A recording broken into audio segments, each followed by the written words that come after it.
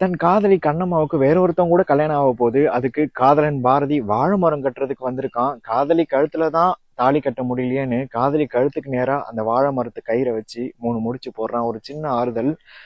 தான் கீழ் ஜாதியில பிறந்துட்டோங்கிறதுக்காக மருதாணிய பறிச்சு தங்கச்சி கையில கொடுத்து விடுறான். நான் தான் அவ விரல கூட தொட முடியல, இந்த மருதாணியாவது அவ விரல தொடட்டும் அப்படின்னு கதவை சாத்திட்டு தனியா போய் அழுதுகிட்டு இருக்கான். அவன் என்னை விட்டு போறாளேன்னு சொல்லிட்டு. ஒரு ஆண் தனியா அழும்போது அந்த கண்ணீரோட அடர்த்தி எந்த பொண்ணுக்குமே புரியாது. தனியா அழுகுறவன் தான் அவன்.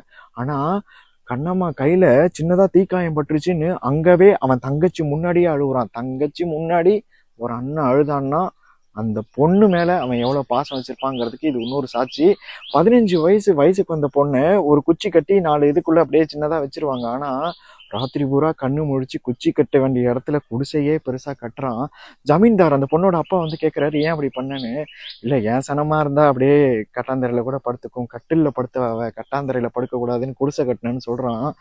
இவன் இந்த ஜமீன்தார் ஏதாவது மாப்பிள்ளை பார்த்தா அந்த மாப்பிள்ளை குடும்பத்துக்கு கோழி அடிச்சு கொடுக்கறது, செய்தி சொல்லி அனுப்புறது, ஜமீன்தாருக்கு வந்து செருப்படுத்து போடுறதுன்னு வேலை செய்யறவன் எப்படி ஜமீன்தார் பொண்ணை கேட்க முடியும்? இதனால அவன் இப்படி இருக்கான். அந்த மருதாணி வச்சுக்கிட்ட கண்ணம்மா அங்க செத்துட்டான்னு செய்தி வருது. பாரதி ஓடுறான், பாரதி தங்கச்சி ஓடுறா. பாரதி தங்கச்சி போய் கண்ணம்மாவை பாக்குறா, கையெல்லாம் கட்டி இருக்கு. அப்பதான் அவளுக்கு ஞாபகம் வருது, மருதாணி வந்து களைஞ்சிரும் தூங்கும் போதுன்றதுனால தானே கையை கட்ட சொன்னான் அப்படின்னு இவன் நினைக்கிறான். ஆனா உண்மை என்னன்னா, பாரதி என் கழுத்துல 3 முடிச்சு போட முடியல, பாரதின்னு உன் கையில நீ எழுதிருக்கல, அதுல கையில 3 முடிச்சு போட்டு நான் கிணத்துல விழுந்து செத்துடுறேன், தப்பிச்சு கூட நான் வரக்கூடாதுன்னு சொல்லிட்டு அவ செத்துருக்கா. இவங்க அம்மா அழுகுறா, தெருமுக்கு வரைக்கும் அழுதுட்டு போயிடுறா. சாதி சனம் எல்லாம் சுடுகாடு வரைக்கும் வந்து அழுதுட்டு போயிடுது.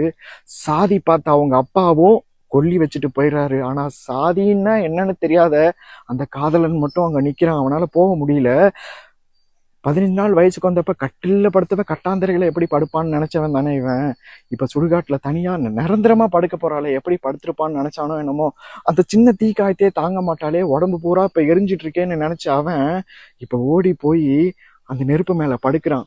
மருதாணியாவது அவ கையை தொடட்டும்னு நினைச்சவன் அந்த நெருப்புல ஏறி அவளை கட்டி பிடிச்சி அந்த நெருப்புக்குள்ள 2 பேரும் மனசும் குளிர்ந்து போகுது. கீழ் ஜாதி மேல் ஜாதின்னு பார்த்தா அந்த அப்பா வந்து பாக்குறாரு. இப்ப பொண்ணு கீழே இருக்கா, பையன் மேல இருக்கான். வயசான பாட்டி நெஞ்சு வலியில 3 மாசத்துல செத்துருமேன்னு வயசு பொண்ணு நெஞ்சில யாரை நினைச்சிட்டு இருக்கான்னு கூட நினைக்காம இருந்தது எவ்வளவு முட்டாள்தனம்னு அவனுக்கு புரியுது.